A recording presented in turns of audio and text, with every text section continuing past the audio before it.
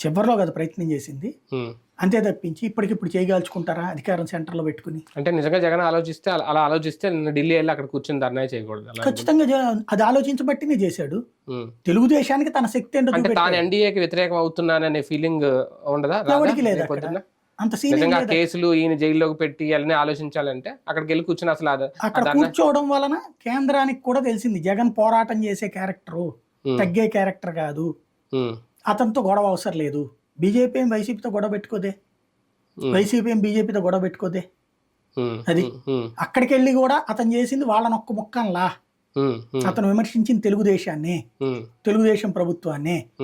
అక్కడ ఇతను రెండు రాష్ట్రంలో కూటమి ప్రభుత్వం ఉంది కదా, టీడీపీ అనకపోయినా బీజేపీ కూడా అందులో ఇన్వాల్వ్. ముందు మరి తెలుగుదేశం ఎందుకు అనలేదు అంటున్నా.